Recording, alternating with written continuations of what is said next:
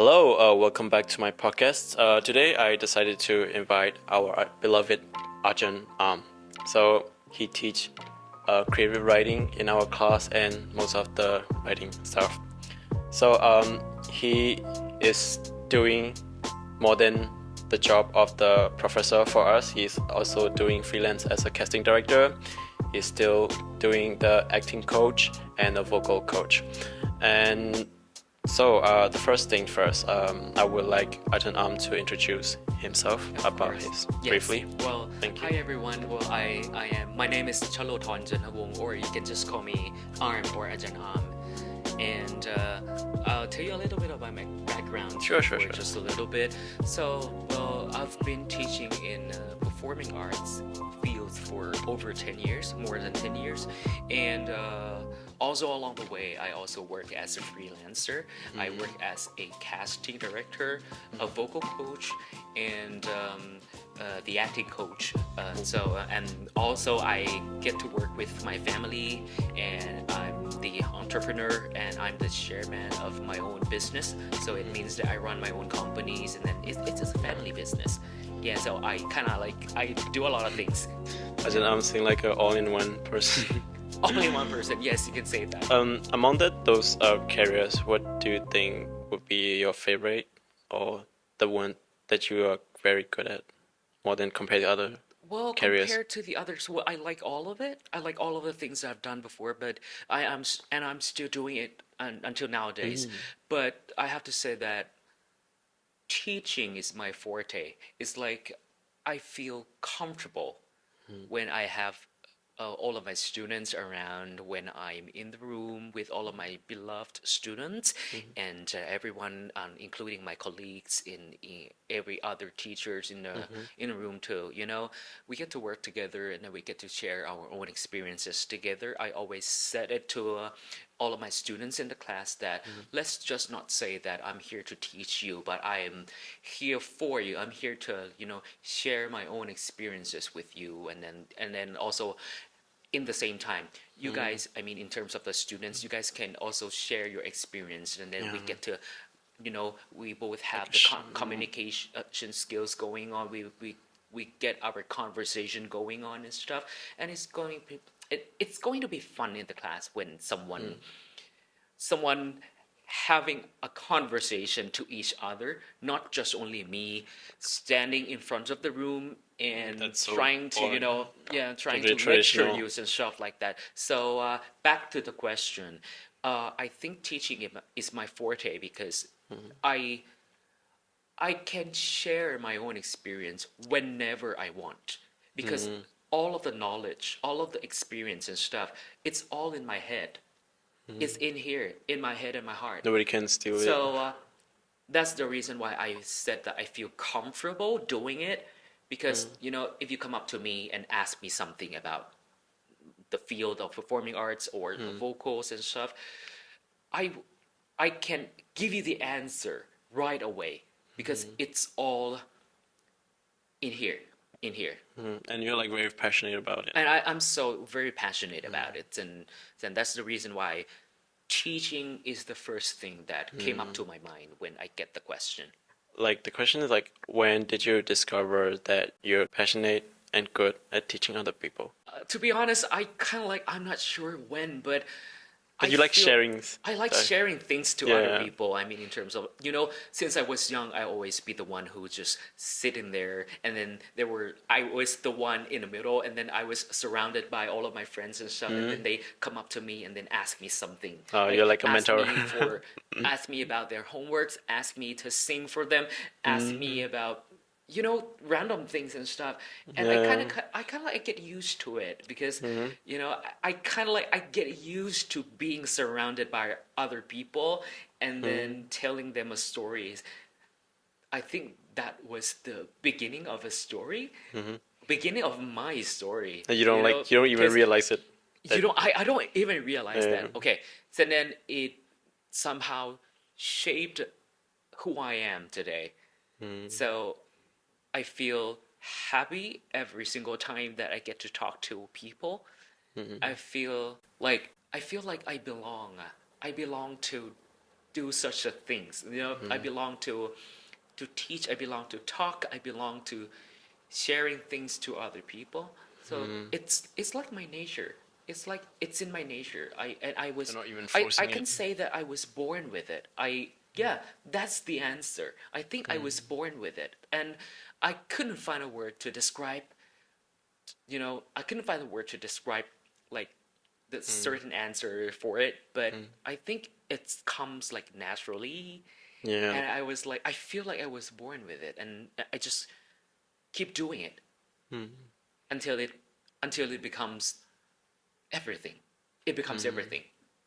I think like teaching like it's has not only beneficial for the ones who's like listening and Right. also for the teachers himself.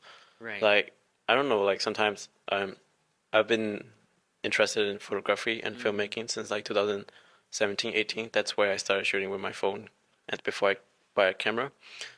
And so like right now when I'm in the university, some of friends they were introduced to photography and filmmaking for the first time. So mostly I explain to them.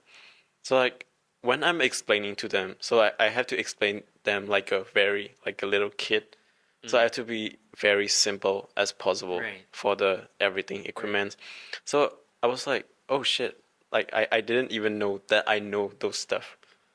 And once you realize it's just you just gave all of the information and you just pass on all of the knowledge to you know Yeah, other like friends and stuff, I and then don't you even get to know. realize that oh, I'm that good, right?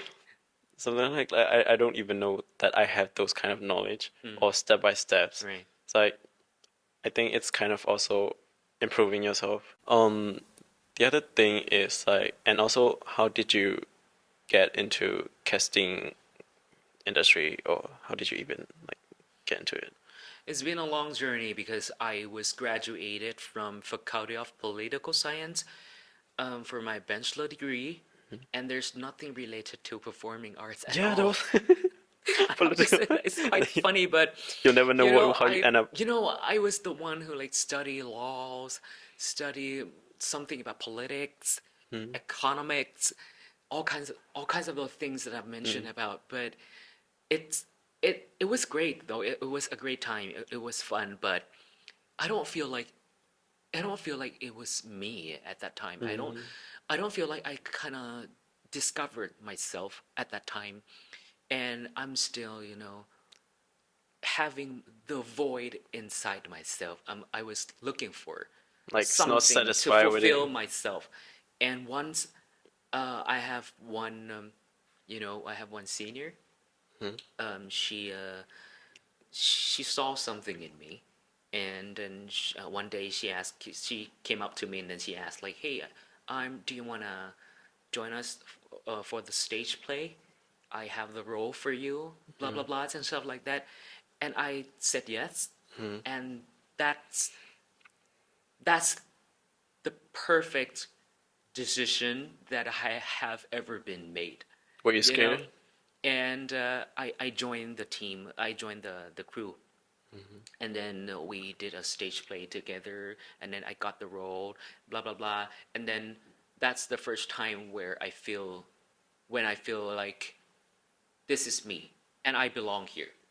And then since then, I decided that I, if I graduated from my bachelor degree, political science already, I just went to my mom, and then I asked her like, "Hey, mom, if I graduate, if I get to graduate, can I pursue my master degree in performing arts? Because I think I like it. I think I will do a really good in this path." And my mom said, "Yes, why not?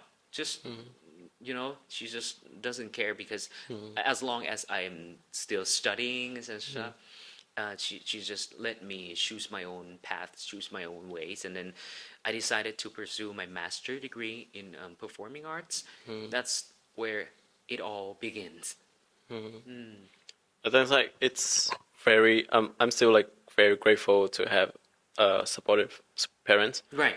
Like I'm like so They lucky. are So very supportive. yeah, like my dad used to be a composer. Like he writes songs, and he's like into music. But I didn't like I can't even know so many chords or the guitar, but I ended up in loving films. So, anyways, like since I was a kid, when I started drawing randomly on the book, he told mom like, okay, send my son to the artist and like learn him properly. And that's my very first hobby Right. that came up. So every time I do new things, like he's so supportive. Both of my parents, when I get into sport, badminton, okay, buy the rackets, go to the training properly. And when I get to photography, okay, I'll buy you the camera. And okay, now like if you love filmmaking, okay, then go study this. Like I'm like very grateful for that. Yeah, me I too. think your mom is like Me that. too, me too. Because we are here because someone supported us. We are here today, sitting here in this chair, having a conversation to each other.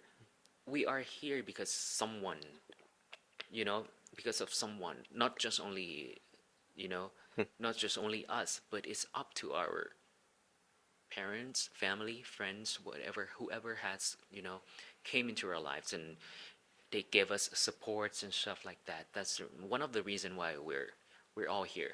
Another question is, what do you determine at the end of the how to say, like, for casting people, like you're the casting director, right? Right. So they do for the auditions. So like, how do you Auditions. decide at the end? What main things do you look at in people? Well, most of the time, it is not up to me as a casting director. It's not always up to me. Well, I have to say it's up to the product, it's up to the clients. Mm-hmm. So, well, let's say that the product, whatever products are, there will be the clients, the owner of the products, the owner of the company, or the chairman or whatever. They will just come up to you with the products, and then the duty of the casting director is to find someone who can sell the products, whatever, who can sell the products. It could be anything. For example, this bottle of water, and then you are going to, do a, you are going to create um, a TV commercial, Mm-hmm. and then you definitely need to find someone to, to perform, to act, and to be a, like a representative. Being casting director, you must have some kind of sense to it. Not everyone can do that. You know what I mean? Not everyone can do that. If you're looking for someone who is going to act in front of the TV, in front of the cameras and stuff, you have to look for the passion. You have to look for the talent that has hidden inside that person. And then once you found it, casting director is someone who is going to, grab that kind of talent Mm-hmm. that has hidden inside that body of that person, and then you grab it, and then you kind of like smash it, Mm-hmm. and then you just crack it open and let it shine. Uh, See, and then that's the reason why I said that you have to have some kind of senses, like you just seeing, just seeing is not enough. It's not enough. You have to have that kind of sense too. I think you can really read the body gesture well and how Yes, you have to be able to read the body gesture gesture of a and person, facial expressions, a lot of eye contacts. What else? Everything, everything, literally like I just everything about human. everything. And Yeah. also like sense. So so you do the casting director in commercial line only or in the film or Commercial series only? lines, commercial for products, of course, music videos, Okay, so TV series and you stuff. explained about the commercial line about the representative, but how about the entertainment industry? For the products, we have to look for someone who can represent that products. But for, Entertainment. let's say, entertainment, let's say, for example, TV series. For TV series, we have to, look for someone that is that has a certain type of characters that match with the character in the script. So based on the script, okay. So we have to read all of the script, and then we have to do our own interpretation. We have to interpret, and we have to analyze all of the characters. And by the word analyzing means that, first of all, you have to analyze the character, you have to talk to the clients, you have to talk to the director, you have to talk to everyone in a team to get the same picture.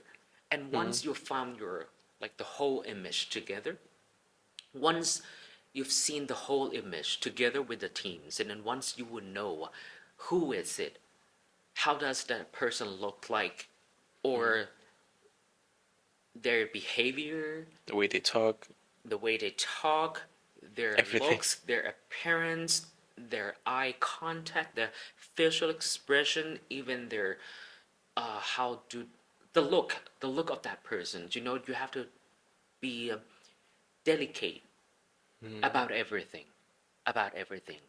Okay, it's because of that person is going to be someone who's gonna act. He's they are going to be the one who act in that TV series, and you don't want to cast someone who doesn't look like or has nothing related to the character in the script at all. So you might need to look for someone who has something to it. And to it, by the word it, means the script. Means the script. So if there's like a audition at the final round, it's like he has more physical description for the role, but he can act more accurately to the role. So how would you choose? Which one would you choose? Well, if the clients or the director really, really love them, like, hey, I want to book them, but their acting skills is just not improved yet. So we are kind of like we are the first group to train them. I am the one who has to train Coach them the once they actors. got accepted in, once they got their role, and then each and every actors, I must say, each and every actors, once they got their roles, they have to learn acting,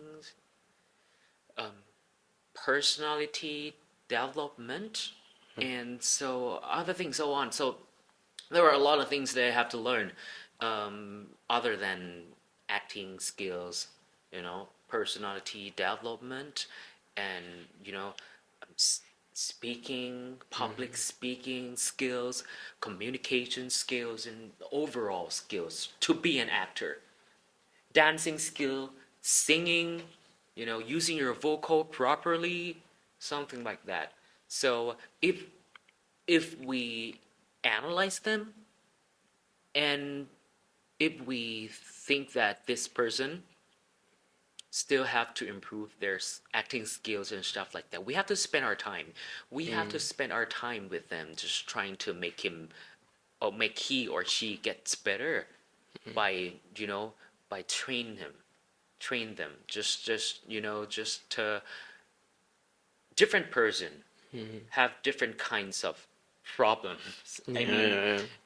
in terms of the word, by the word problems means that they have, like, someone might have be a kind of person that is so shy. It's just being so shy. They just don't want to talk to people. They just don't want to look at the cameras, just like Camera what shy, what I'm doing right now.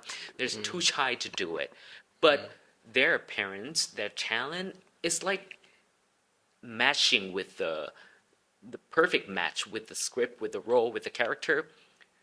We just wanted them to join us, to join our team. But one thing that we need to do is just let them improve by me and the other teams trying to help each other, and then we get to train them. We have to give them times, a couple of months, a couple of days, or a couple of years. Even It that time. takes time. So this count as a pre-production. Right. And also, like, what do you think that most people have in common that is like hard for you to train them as a acting coach? One word that is quite hard for me to train them is ego. Ego. Ego. Oh yeah, well, ego is like it's something that I cannot work on that easily and that fast because different types of people, different kinds of people comes from different backgrounds, different story, different families, and how they were raised and born, and the other stuff. We kind of like somehow from my own experiences that I've been in the past, I met a lot of people with like such a high ego, but somehow I kind of managed that. I kind of have an ability to manage that problem really well because I tried so hard to understand other people. And once I open up my heart, I open up everything to other people. They kind of like they let their guard down and they started to listening. They started to listen to me too. And once our guard is down, then that's where we get to talk. Then that's where um, we trust each other enough to talk and for me to share my own experience and for me to teach them something and for me to train them. So we need to gain some trust here, right? So, but working with a peop working with the people with high egos is quite a hard thing for me to do because it takes time.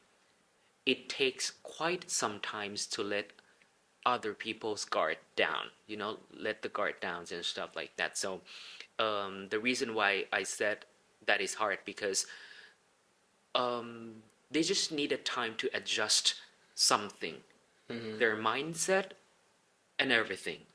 So, but when you go to work, when you work in this entertainment industry, we don't have much time.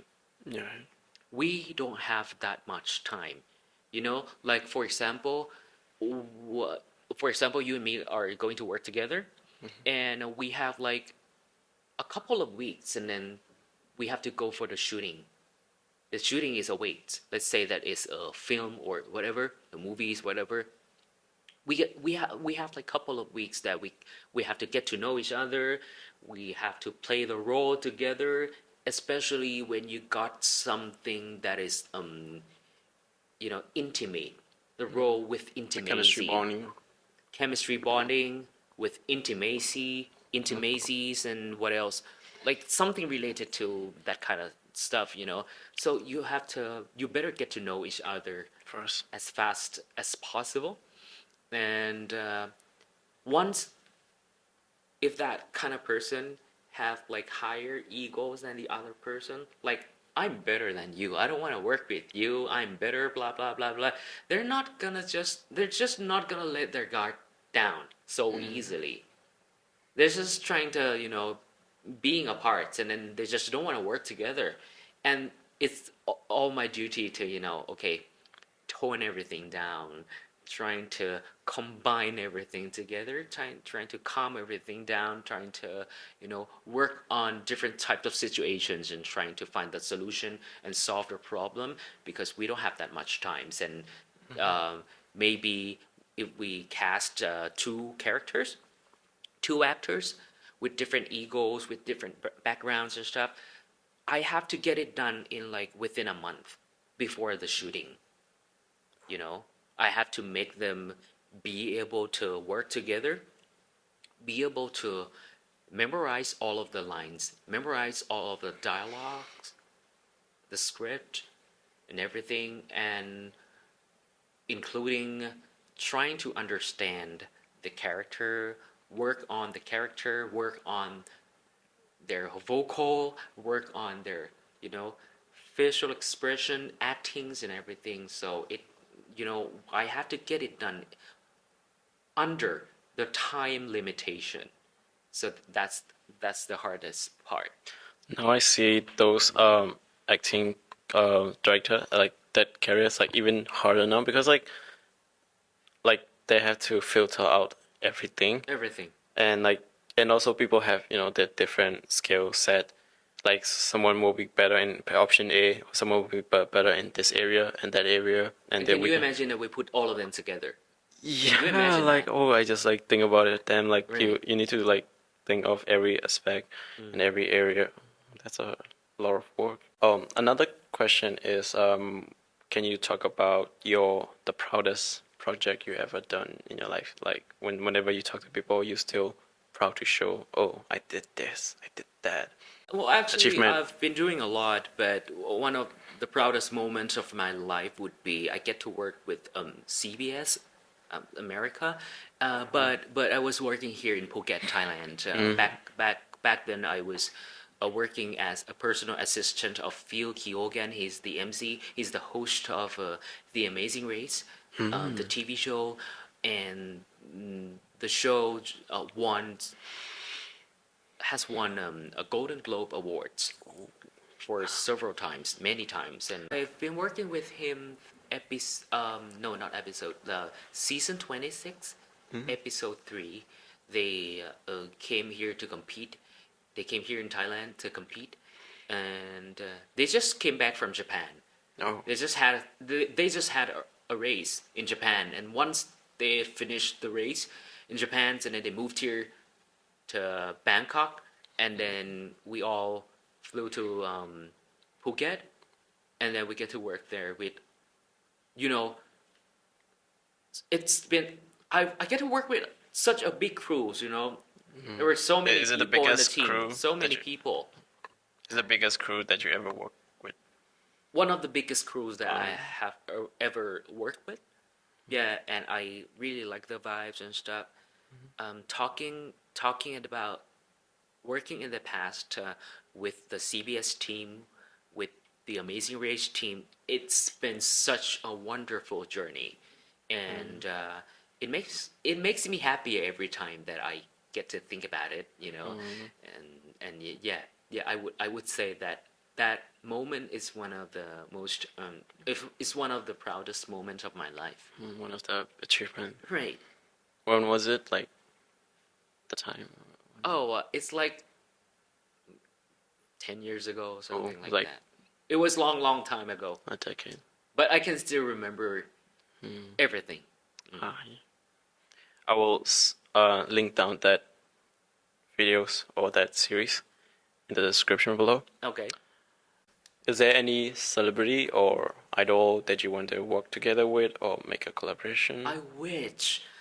It's Yeah. I have to say that it's my wish, but I love one. There is one particular person. She is a singer, and I love her with all of my heart. Her name is Mariah Carey. She is one of the most famous singer in the world. She is a diva. She's everything, and I grew up listening to her songs and stuff. And it would be such a wonderful experience if I get to work with Mariah Carey, and yeah, that would be my goal. What's your favorite song of her?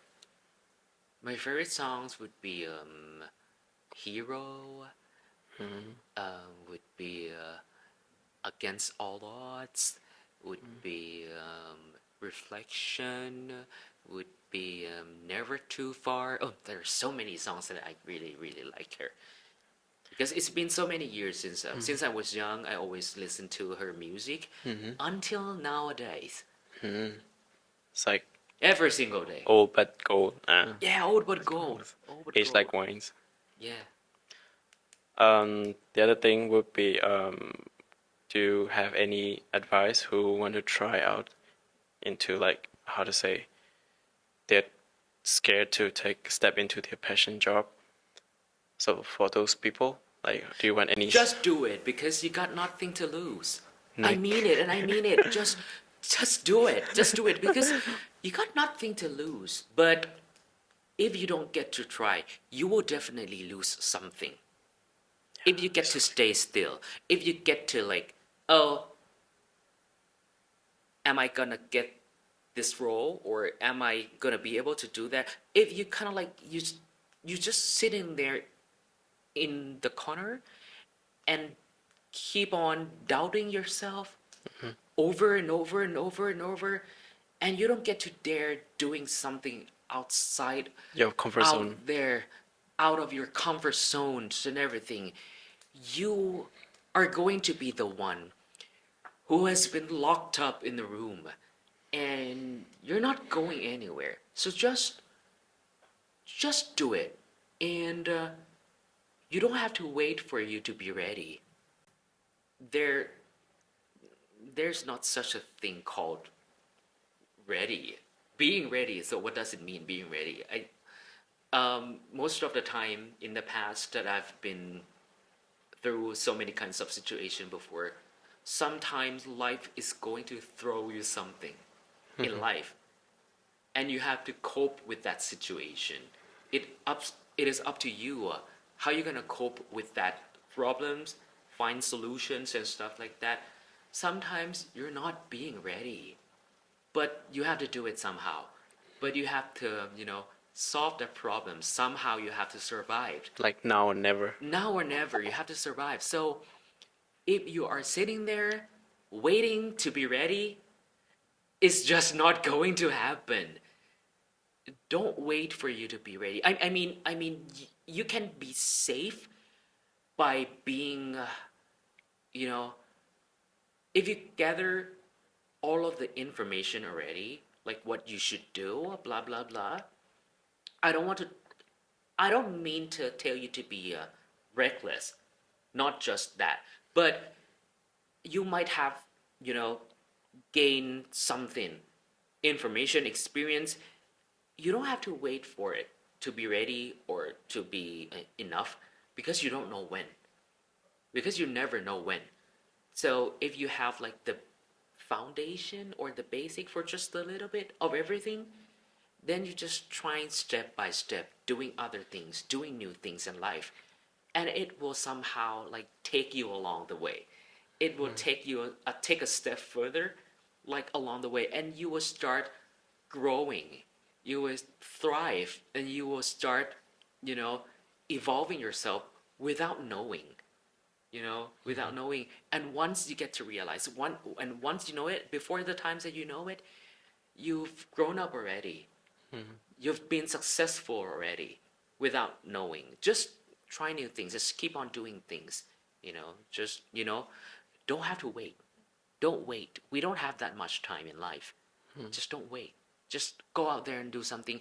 If you love someone, if you have a crush on someone, just tell them. Just go for it. Life is too short. Life is too short to, sit in there doubting yourself and, doing nothing. Do not lock yourself up in the room, up in the cage, just trying to free yourself. Free yourself from that cage. And that cage doesn't even exist. You are the one who just It's who creating. created, just unlock your invisible cage. I Yeah, guess. like, sometimes like we might be even myself. I was like so scared of what other people might think of me, what other people would judge me or criticize me. But in real life, nobody even care for what I Right. do. But it's not wrong to be scared, right? Yeah, It's not wrong if you are being scared or, doubting yourself. Everybody, everybody must have that kind of experience before, must have that kind of thoughts before. I used to doubt myself. I used to be scared. Until nowadays, I'm still like, how do I say? Until nowadays, I'm still scared of everything. I'm still so freaking scared of so many things, but I don't stop. it's So called brave. just be brave. You're scared, Going but you out still do there it. and do your thing doesn't mean that chased away your, fears and stuff like that. The fear still there inside of your heart, inside of your brain, but somehow you just have to tame it. and then just go out there and do it. The fear is still inside, but you have to somehow tame it, overcome it, and then your cage, your invisible cage, somehow is going to be disappear. The invisible cage. Yeah, invisible cage. It's just boom, let them chase them away. Have you read the book, The Art of Not Giving a Fuck? Like the yellow one? I've heard the books, but I didn't get to read it yet. But you might know the concept, right? Like, Right. stop caring about what other people think. And Because that, no one cares for you that much. yeah, like exactly. Like the other day, I read that book like 5 or 6 years ago. I thought that was the one of the biggest thing concept that I learned. And then the other day I saw a post, like she posted something more powerful than the art of not giving a fuck. Like, what could it be? And then she said, the art of knowing that nobody give a fuck. That's really set me free from everything. It's like I just think about it like nobody's like even caring about what I do as much as they care for themselves. And you've been caring so much about other people. Yeah, like what would they are think? they going What to think about you? Yeah, what are you gonna tell? And then I suddenly like, okay, like nobody give a shit. I don't give a shit about them. So like, why not, Right. do whatever I want? Right. That's really set me free from, creating content.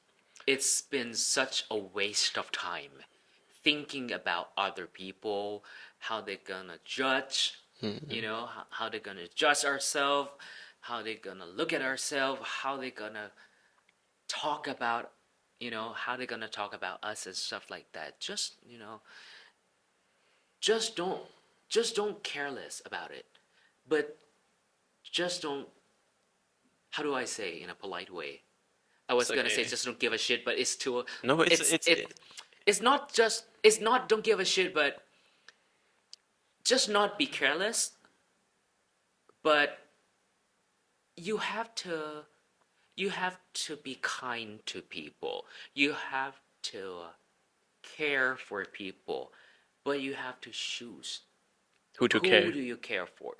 You know, you don't get to like wasting your time caring each and every person that comes into your life. It's not gonna work, right? So you have to choose who is going to be the one you care for. Your family, your boyfriend, girlfriend, your whatever. So In you have that to book, choose they someone. said like it's not completely not give a fuck. It's like you have to give a fuck only to those give fuck worthy. Right, In right, that book, right, like I was like, oh, that was the best line ever. Like right. give a fuck to those only who are fuck worthy. Yeah, that's right. That's right. I need to read that book again. Okay, one last question. Not not like a question, but like, what's the recent code or something that you learn as advice? It's from my mom. We just had a conversation like a week ago, and she just told me to let go of things. But well, actually, I kind of like I knew it already that I have to let go of some things, but somehow, sometimes in some situation, you kind of forgot. You kind of forgot that you have to let go. And my mom just reminds me that sometimes you forget to let go of something, and that's gonna stress you out.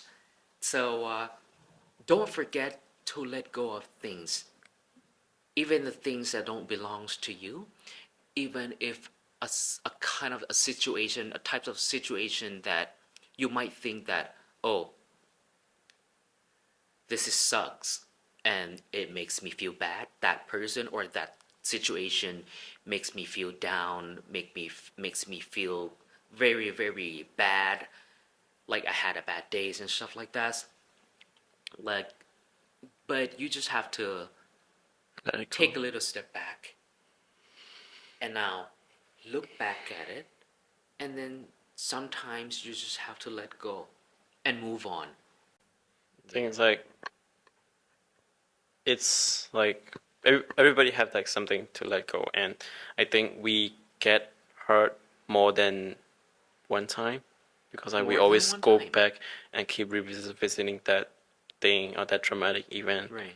or someone said harsh to you, or that like we get hurt more than like multiple time Like for just by going example, if back. someone's saying bad things to you, right? If someone like scold you or giving you some bad comments and stuff like that, and if you're not letting go, it's gonna stuck in your head for like a month or even a year, you know, and without or well, in the other hand, that person that have that have been saying bad stuff to you, they just don't realize what they're saying. They might have forgotten all of the words that they have spoken to you, but by just listening to all kinds of those words, and you're kind of like you feel bad about it for months, for years and stuff, if you're not letting go. So you have to let go of the words, you have to let go of so many things. It if you are if you can, or if you'll be able to let go of things so easily, it will helps you to move on to the other things so quickly, and let you move to shift your focus to the other things. I mean, in the positive ways, you know, shift your focus, let go of bad things, move on, shift your focus to something positive, and that's the rule of happiness. The art of letting go.